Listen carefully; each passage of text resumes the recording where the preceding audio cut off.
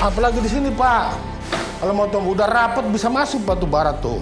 Dan selalu sudah digali duluan sampai jadi kolam di depan rumah masyarakat itu. Akhirnya gagal. Karena ya keadaan begini inilah. Jadi setiap sore juga ya seperti ini. Nah, sekarang kondisi di lapangannya, masyarakat pun banyak yang tidak mendapatkan barang tersebut. Rasa-rasanya saya sangat berdosa kalau saya tidak bisa memperjuangkan itu begitu.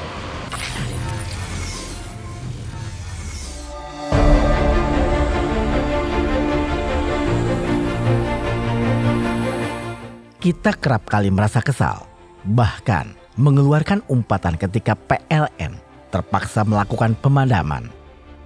Mata kita akan merasa dimanjakan ketika melihat bangunan dengan gemerlap indah lampu yang menyala. Kita merasa sangat terbantu dengan adanya lift dan KRL karena mempercepat mobilitas. Dan seperti yang kita ketahui, semua itu membutuhkan energi listrik. Tapi sadarkah kalian, di balik segala kemudahan yang tercipta, karena adanya listrik, ada hal yang harus dikorbankan. Dokumenter investigasi tim aksi Dewan Parlemen ini juga memaparkan sejumlah regulasi undang-undang yang diperjuangkan wakil rakyat, hingga membuat sebuah kebijakan yang nantinya akan menjaga hak-hak mereka. Pemerintah itu banyak sekali programnya ya untuk bagaimana bisa menerangi seluruh pelosok negeri kan gitu. Salah satunya adalah program aspirasi yang ada di Komisi 7 adalah program pasang baru listrik. Tapi kalau di Baduy ini kan ada kearifan lokal, ya kan, di mana kita juga harus menghormati begitu kan, sehingga ya mau tidak mau pemerintah juga harus menghormati itu. Sebenarnya programnya ada. Kalau misalnya masyarakat Baduy menginginkan sambungan listrik, insya Allah saya bisa upayakan, bisa saya sampaikan kepada pemerintah untuk dibantu penyambungan atau penarikan jaringan baru ke Kampung Baduy. Hanya karena di sini terbatas, ada kearifan lokal yang melarang menggunakan listrik, sehingga kita, pemerintah juga harus menghormati itu. Indramayu. Perbatasan antara Jawa Barat dan Jawa Tengah ini memang sangat fenomena. Jalur Pantura yang dulunya berjaya menjadi jalur utama mobilitas bisnis di era 90-an hingga 2000-an kini lenggang dan sepi pengendara. Digantikan jalur tol lintas Jawa. Ditambah lagi pembangunan pembangkit listrik skala nasional yang merubah peta ekonomi warga sekitar. Bukan bercerita mengenai segala kecanggihan teknologi yang digunakan maupun kemegahan proyek yang tercipta karena adanya listrik.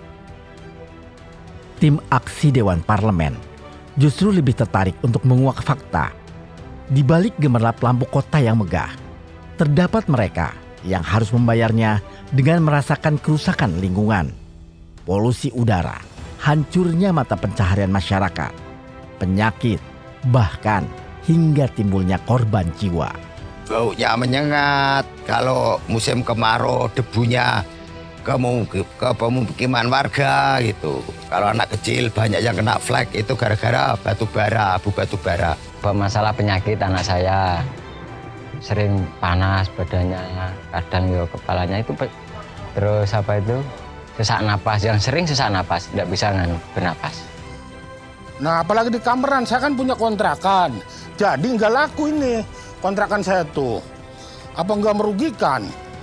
Apalagi di sini, Pak. Kalau mau tunggu udah rapat bisa masuk batu bara tuh. Awal-awal sih memang ada dampaknya. Ya banyak dari kalangan nelayan begitu kan, mereka pada komplain, pada demo karena keberadaan PLTU ini, sehingga akhirnya mereka itu kesulitan mencari ikan. Yang kedua juga karena mungkin ya pembuangan limbah, kan ini limbah airnya itu kan dibuang ke laut. Tailingnya itu dibuang ke laut. Ya, tapi memang sudah melalui proses. Kalau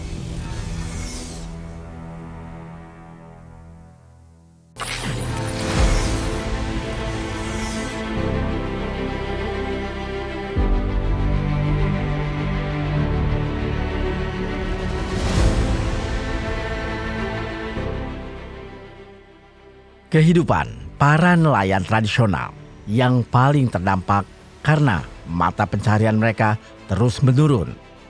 Semenjak pembangunan PLTU 1 hingga pengoperasiannya saat ini.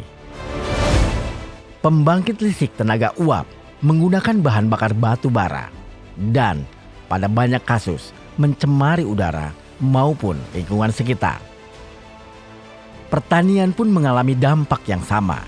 Sebagai lumbung padi terbesar nasional, setidaknya ini ancaman serius ke depannya untuk pertanian Indonesia.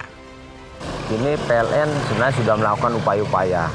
Salah satunya adalah mengganti pembangkit yang saat ini menggunakan energi fosil.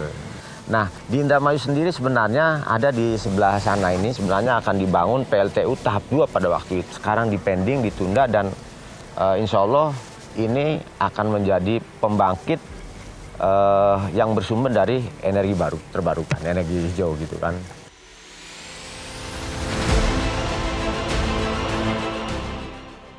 Listrik merupakan kebutuhan pokok, apalagi di era milenial saat ini, di mana manusia tidak bisa lepas dari ketergantungan listrik.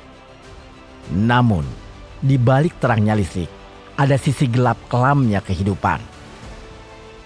Rakyat, korban dari pengusaha dan penguasa yang menjara sumber daya alam, bagaikan habis manis sepah dibuang. Ya terutama ya itu lampu, soalnya gelap Pak. Kalau ada anak ngaji tuh banyak yang terjadi, banyak yang tabrak motor, soalnya gelap.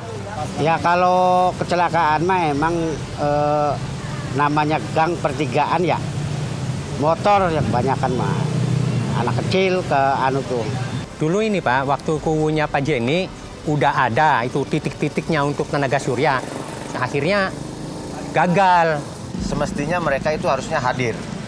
Begitu kan, karena kita mau menyerahkan. Kita sudah berjuang dari mulai perencanaan, kemudian anggaran, sampai kemudian kita mengeksekusi, merealisasi semua. Ini adalah demi untuk kepentingan masyarakat bersama. Dan ini harusnya dihadiri oleh para stakeholder. Salah satunya adalah pemerintah daerah.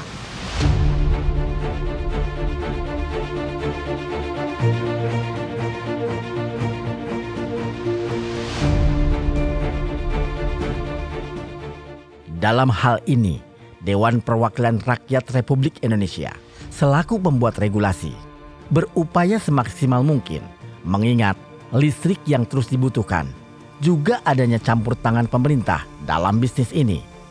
Akan sulit rasanya jika masyarakat ingin merubah kebijakan yang ada sekarang. Tanpa perjuangan wakil rakyat di Dewan Perwakilan Rakyat Republik Indonesia, masyarakat daerah terluar, terdepan, dan tertinggal akan terus berteriak. Namun, suaranya kalah kuat dengan kedudukan yang berkuasa. Pada akhirnya, selama berbisnis dengan rakyat masih berjalan, kegiatan tersebut akan tetap dilakukan. Yang sampai tahun ini juga selalu ada telatnya minimal 1 tahun pembangunan untuk PJUTS itu, dan selalu sudah digali duluan sampai jadi kolam di depan rumah masyarakat itu. Itu yang terjadi sekarang. Kami sendiri sebagai regulasi yang ngawasin barang ini dan menyetujuin program ini, kami menyetujuin programnya, mengusulkan bantuan buat masyarakat, menyetujuin anggarannya, yang menjalankan regulasi itu kementerian. Nah sekarang kondisi di lapangannya, masyarakat pun banyak yang tidak mendapatkan barang tersebut. Ini di setiap dapil hampir seluruhnya bermasalah Pak. Dan masalahnya itu hampir-hampir sama kan begitu. Artinya dari mulai penggalian PJUTS itu ditinggal beberapa lama, kemudian berakibat kepada banyaknya masalah baru, kecelakaan orang, anak-anak yang masuk ke lubang dan lain sebagainya. Betul lah tadi yang dikatakan kawan-kawan itu, ada sisa-sisa material itu di lapangan yang sampai hari ini itu tidak terpasang karena kontraktornya sudah pergi Bu ya.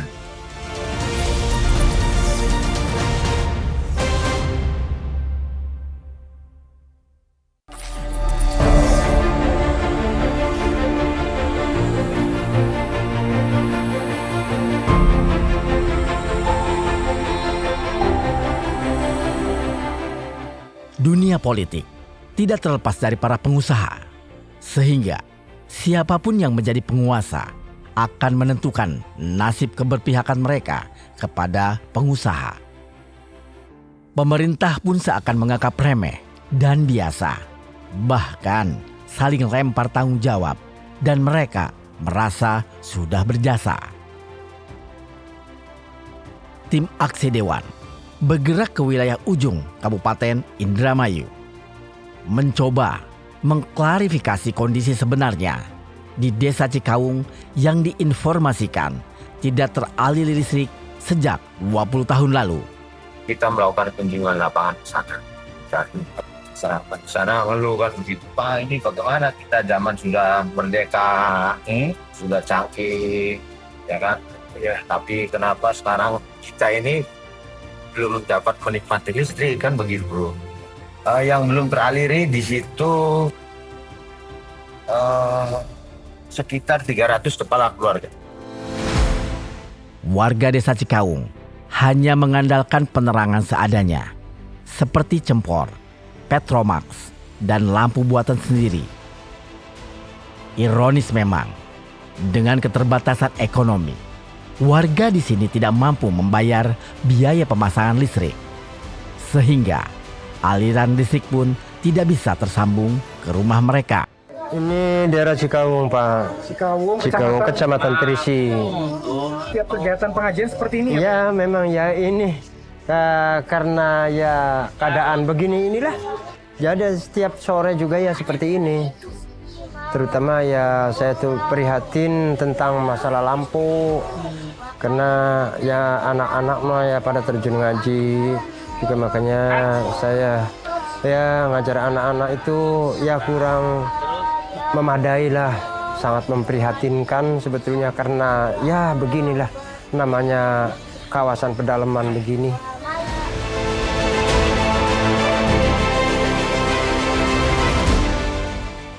Hingga saat ini, berkat bantuan Wakil Rakyat Dewan Perwakilan Rakyat Republik Indonesia, Bambang Hermanto, akhirnya Desa Cikawung bisa menikmati cahaya listrik di malam hari. Akhirnya saya terdorong, oleh karena itu saya mengusulkan kepada pemerintah melalui PLN untuk ditarik jaringan baru pada waktu itu dan dipasang melalui program bantuan pasang baru listrik. Nah, alhamdulillah sampai hari ini sudah terpasang. Nah, sekarang karena sudah masuk listrik, mereka sudah bisa, anak-anak sudah bisa belajar malam hari, sudah bisa ngaji, musola pun ada strumnya, dia bisa pakai speaker, loudspeaker sehingga ketika azan bisa terdengar kemana-mana, begitu kan. Ini sudah menjadi tugas dan tanggung jawab saya sebagai anggota dewan, kan begitu. Di samping saya selalu mengikuti rapat-rapat rutin di ruang rapat, tapi kan juga ada waktunya kita itu melakukan kunjungan lapangan, bertemu masyarakat, ya kan, mendengar aspirasi dari mereka, harapan-harapan mereka seperti apa, mencari persoalan-persoalan yang memang muncul di tengah-tengah masyarakat, kan itu ada waktunya, kan begitu. Dan kebetulan desa ini tidak jauh dari tempat saya, begitu kan. Jadi rasa-rasanya saya sangat berdosa kalau saya tidak bisa memperjuangkan itu, begitu.